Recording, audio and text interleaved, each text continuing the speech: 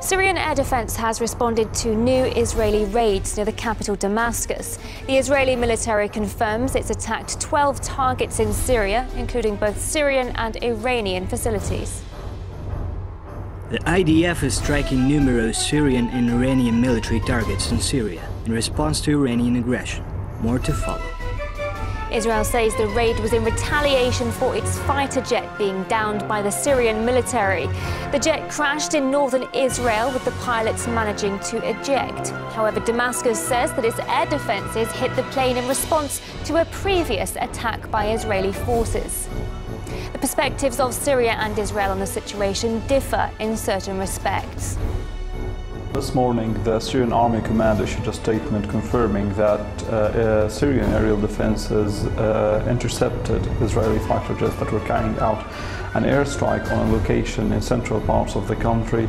And then later on, Sana news agency, the state news agency, said that Israel carried out subsequent airstrikes on locations west and south of the Syrian capital, Damascus, and also said that aerial defenses from the Syrian army have been intercepting these attacks. According to my sources, by 9:30 local timing, all airstrikes stopped.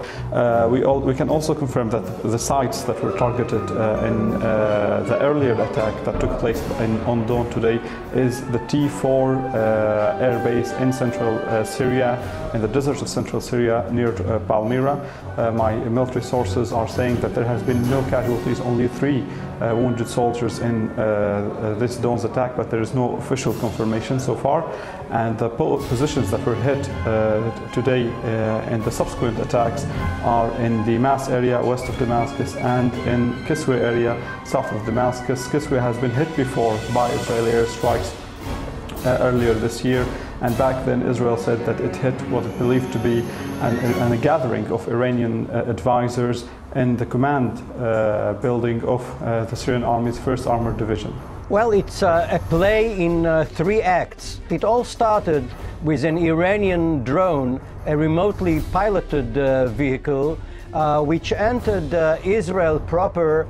We don't know yet whether for surveillance or attack, and it was shot down by an Israeli armed Apache helicopter. Now, following that particular incident, the Israeli Air Force has retaliated against the launcher of this particular drone, hitting the command and control vehicle and perhaps the launcher itself.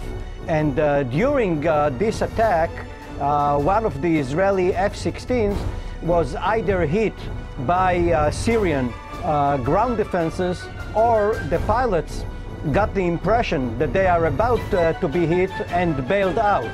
So Israel has lost 1 F-16, and following that, Israel has again retaliated, hitting the 12 targets, several of them being Iranian and several Syrian. This is the most serious incident between Israel and Syria, and definitely between Israel and Iran, in many years.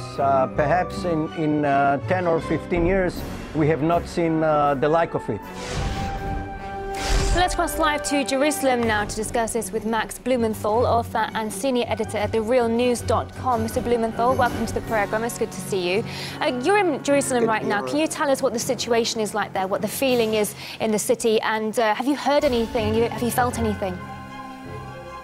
Yeah, right now in Tel Aviv, Prime Minister Benjamin Netanyahu and Defense Minister Avigdor Lieberman are meeting with Army Chief of Staff Gadi Eisenkot and the entire Army Command at the Defense Ministry. This meeting has been going on since the morning. No one has come out. Netanyahu has muzzled his cabinet ministers, and at the same time it's been reported that Netanyahu has gotten on the phone with his American and Russian counterparts in an attempt to de-escalate the situation. Netanyahu seems to have every intention of not escalating, which is very significant for a number of reasons. And when he muzzles his cabinet ministers, that usually means that he doesn't want anything to come out in the Israeli press which could trigger further escalation.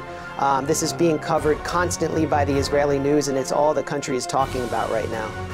How serious is this incident in your opinion? It's a dramatic incident for a number of reasons. First of all, this is the first Israeli plane that Syria has downed since 1982.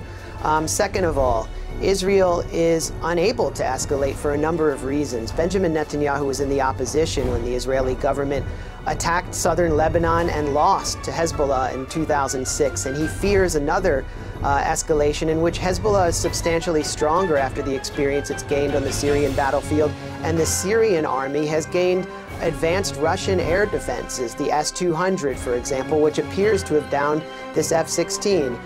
So Israel is in a tight bind here, and they have blamed this entire incident on Iran and consider it an attack on Israeli sovereignty, which is actually, frankly, bizarre, because the Israeli military struck 12 targets inside Syria, not Israel, and the Golan Heights is considered under international law Syrian territory. Iranian targets were also hit in this incident. What kind of response, if any, do you expect from Tehran?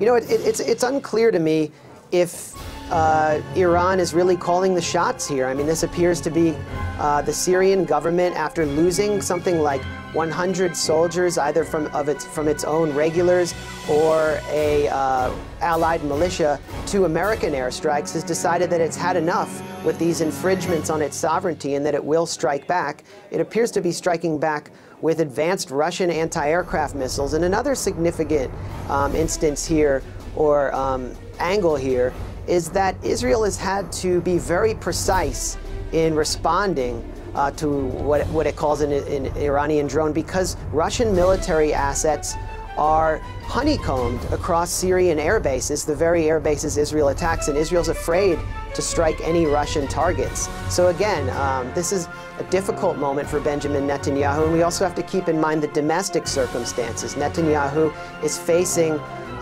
police recommendations for his own indictment for corruption charges. There are going to be massive protests against Netanyahu tonight in Tel Aviv, and many of those protesters are insisting, somewhat conspiratorially, that Netanyahu is seeking an escalation to distract from his own corruption problems and domestic plight.